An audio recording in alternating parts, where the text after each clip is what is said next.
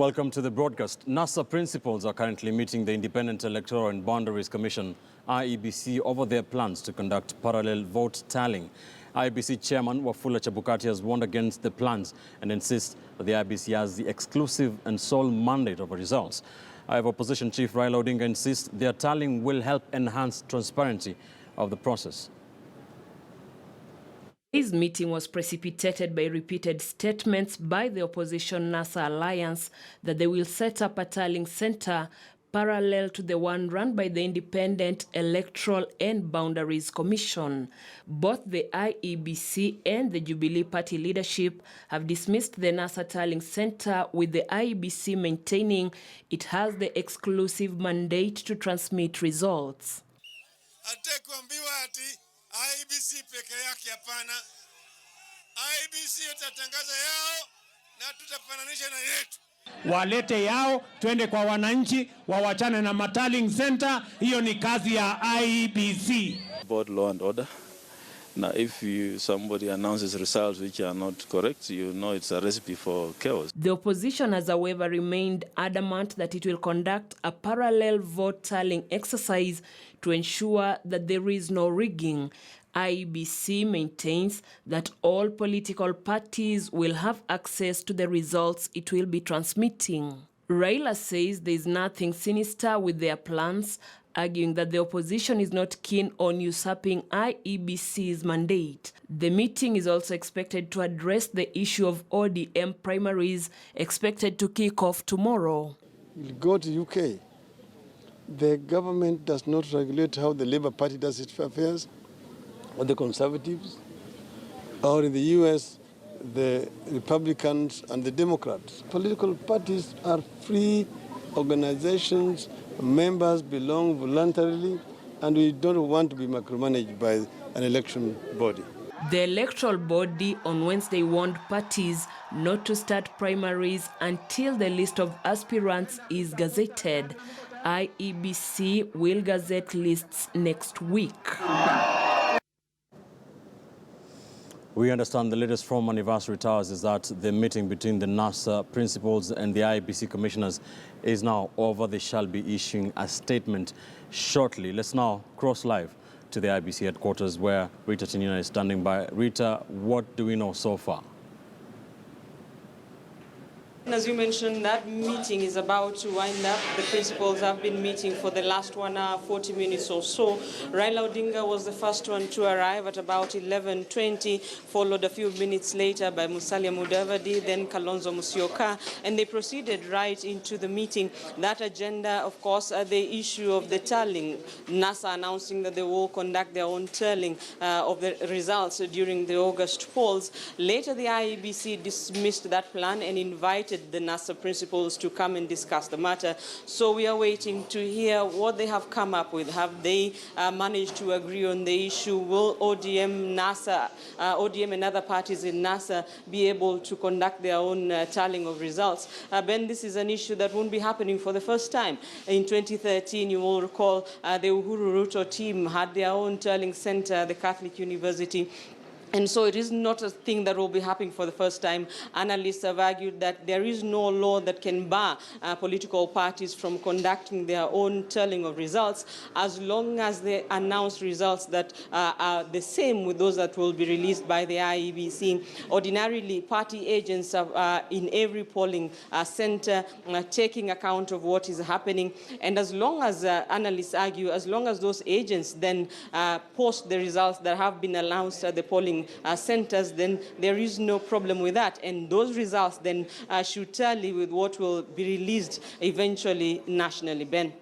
Indeed, we're waiting to see what that meeting came up with. But Rita, before I let you go, there's the issue of party primaries where the IEBC yesterday did say that no party will be allowed to conduct nominations before the final lists of the aspirants are gazetted. That is by next week. Yet ODM had planned their primaries to begin as soon as Saturday. Do we expect this to be touched on?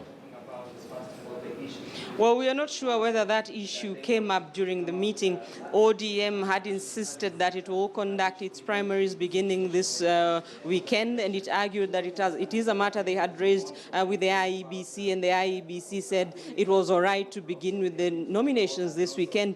But later, IEBC came out saying that the nominations can only begin after the commission gazettes all the aspirants' names, but the ODM party has insisted that it will go on as from tomorrow and throughout the weekend. Several counties would have been affected by this move, the counties that were to begin their nominations this weekend, among them Bungoma, Busia, Machakos, Trans Nzoia, Kisii, and Mombasa. These were the counties that would have conducted their nominations before the IEBC gazettes the list. And if that issue came up, then we'll be able to know in the next few minutes what the IEBC and ODM have agreed. ODM, one of the largest parties, had wanted to stagger its nomination exercise, as opposed to the other parties. Jubilee will be conducting the exercise in one day on the 21st. Wiper will be conducting the exercise as well for one day on the 24th. And ODM was doing it differently, wanted to stagger, as opposed to the other parties that are conducting the exercise within one day. But all parties, of course, will be doing it within the IEBC timelines. Ben. Thank you, Rita. Rita Tinina at the IEBC headquarters at Anniversary Towers in the Nairobi Central Business District. That meeting between NASA and the IEBC commissioners is winding up as we speak. We shall be hearing from them in a short while here on the broadcast. Let's now change gears a bit, and the Kenya Red Cross has revised upwards its drought appeal to 2.5 billion Kenya shillings to help address the worsening drought situation in the country. According to the Red Cross, the drought crisis has affected more than 3 million people, and the number is expected to rise to 4 million people in the coming weeks. The aid agency says malnutrition in children has worsened as well in Turkana and Lodwar. The revised appeal seeks to raise funds to reach over 1 million people in the worst hit areas.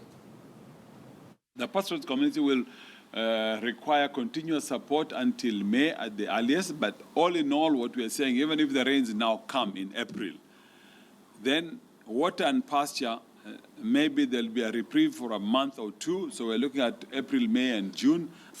Purchases of food can be very expensive. It is given to somebody in Nairobi here. The key issues of logistic cost is added on, distribution cost is added on, and on the way it might be lost, it might be misappropriated, and many other things that can raise question marks. But cash transfers and M-Pesa, once someone is registered out in the field, I was in Tangle Bay in Baringo County in February, in the middle of nowhere. As long as you have a network, you're home and dry. It's a story we're keeping an eye on here on KTN News. And now let's go to Kasarani Stadium, where Nairobi Women Representative Rachel Shebesh has been addressing women. She had promised to make a major announcement today, and our reporter Mark Namasa is there now, joins us on phone. Mark, if you can hear me, what has been the message that Shebesh wanted to speak today? Any big announcement that has been made? Yeah, the big announcement by Rachel Shebesh, the current women's representative for Nairobi, is that she is firmly back in the race. She was addressing reports that had been unconfirmed earlier on that she was out of the race. She confirmed that actually she had been persuaded to step down in order for Jubilee to come up with a working formula that would incorporate all ethnic composition or all ethnic groups. She said that earlier on she had decided to sacrifice her position for the sake of the party coming up with a working formula for winning the Nairobi gubernatorial as well as the women's legislative position. But she says that right now, due to public demand, she has decided to get back into the race. She has also spoken about the intrigues around the gubernatorial race concerning the stepping down of some aspirants such as Dennis Waweru, the MP for Dagoretti South, as well as Johnson Sakaja, who is now going to fight for the senatorial position. Back to you, Ben. So, Mark, what you're saying is that Rachel Shebesh has announced she will be seeking re-election. Is that correct? Yes, she will be seeking re-election on the Jubilee ticket. And she says that right now it is about legacies. She was actually issuing checks to various women groups as well as youth groups and disabled people. But she says that because the people want her back, then she is standing on the Jubilee ticket. And she's also called out some of her opponents, saying that they should be prepared for a big battle. She is not letting go. She's firmly in Jubilee and going back to her position for women rep come August 8th. Ben? Mark Namaso there joining us live on phone from Kasarani, where Rachel Shebesh, the incumbent women representative for the county of Nairobi, has announced she will be seeking re-election. Remember, she had been quiet, saying she had been talked to stand down and be organizing the political, permutations here in Nairobi. She says she will be vying for that seat again on a Jubilee ticket. Of course, she will be going against the likes of Bernadette Nganga, Karen Nyamo, as well as Millicent Omanga, who have expressed their interest in going for that Jubilee ticket that is said to be one hotly contested nomination for the Nairobi Women Representative Jubilee ticket. We're keeping an eye on that political development for you. Let's now cross over to the coastal strip. And Mombasa Senator Hassan Omar is now accusing Governor Hassan Joho of what he terms as playing victim on forgery allegations of his KCSE certificate. Joho is currently under investigation for allegedly forging his KCSE certificate to get university education. Omar, who spoke in Mombasa, has at the same time called on the Jubilee administration to stop negative influence on Mombasa politics. Let's listen. I've made it very clear. I see a lot of wealthy businessmen, Mwangangi, people who are beneficiaries of corruption, now trying to join the NASA wave. And some of them might just be elected in office, yeah? In this country, a qualification is wealth, illegal or otherwise. It gets you probably into an elective position. But I am a guarantor. I was one of those who fought hard to have that code of ethic, that when you are under investigations, you must step out of office. You don't go to get a preemptive bail or anticipatory bail or to stop an investigation against you. You must be punished. And I'll go anybody alleged to have committed any criminal offense, must be punished if the NASA regime comes in, even if you hold any particular position. Number two, some of these things coming out closer to elections, Mwangangi, is not necessarily victimization. It is the nature of election period. Sasa hivi ukija ukipata dozi ya juu yangu, which I can give you a guarantee, you will not get any. You will go scoop with it. Yeah? We knew what Trump did or did not do in the last 3-4 months of the elections. All kinds of dossiers, the universities that were failing, businesses that collapsed. We knew the talks about the talks to Wall Street, by which Clinton was earning up to $200,000 to $300,000 per presentation to Wall Street. So people saying that she will be captive to corrupt businesses and corrupt industry or corrupt Wall Street. So there's nothing strange. So if we hear that there's a C+ certificate against a D-, it is part of what elections do. They unearth things that were hitherto hidden.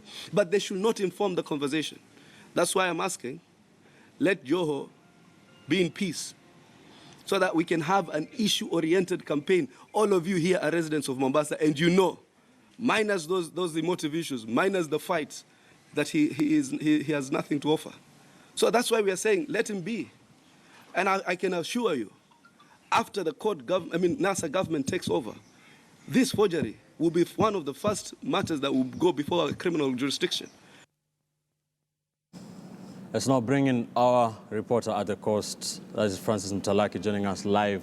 And Francis, what is happening with the Mombasa gubernatorial race? We are seeing the Senator Hassan Omar, who is of course vying on Wiper ticket with this onslaught on the incoming Governor Hassan Joho. We did see Hezron Awiti-Bolo defect as well from Wiper. What is the picture looking like in the Mombasa gubernatorial race? Well, good afternoon, Ben, and the rest for Mombasa gubernatorial seat seems to be shaping up each day. And now it is evident that Senator Hassan Omar Hassan will be vying with Wiper ticket, and this is after Hezron Awiti-Bolo also went to the Vibrant Democratic Party, and now it seems to be the four gentlemen will be facing it out at the August polls. That is Hezron Awiti, Senator Hassan Omar, together with Suleiman Shabal from the Jubilee side, and also the incumbent, who is Governor Hassan Joho. And looking at the numbers, Ben, Mombasa County has a total of more than 414,000 registered voters, and for Governor himself, in the last 2013 general election, he garnered a total of 130, and his closest rival was Shabal with Wiper. Then he got a total of 94,000 votes, and so Mombasa Senator seems to be saying that he has what it takes to run this county come after the general election, for that matter. And he says that he is urging the Jubilee government, for now they need to tone down the temperatures for Mombasa County, and he was saying that this is some of the issues that he called some negative influence on Mombasa politics. And this is driven by the fact that what has been happening in the last 1 month or so. Remember, there was an incident where the governor himself was locked out in the commissioning of the Mtongwe ferry, and also the latest fiasco that surrounds the allegedly forgery documents of his KCSE certificate. And so the senator was very categorical, saying that the issues for Mombasa, the national government needs to leave them out, and so to speak on matters different from Mombasa politics, so as to be able to have a level field that will put these 4 candidates at one point. And he said he seems to suggest that what the Jubilee side has been doing here seems to give some political mileage to the incumbent, who is Governor Hassan Joho. But more importantly to Wiper, it is now confirmed that the Wiper party primaries now will be conducted on 18th of April. That is next week, probably. Ben. Thank you, Francis. Francis, seems like they're painting for us a picture of the gubernatorial race that is the county of Mombasa. County number 001. Not much expected during the nomination process for the various political parties, but of course, a massive battle come the 8th of August 2017. Many thanks for staying with us here on KTN News Desk. We're taking a quick commercial break. Don't go too far. When we return, we bring you more political happenings from the coast. Don't go too far.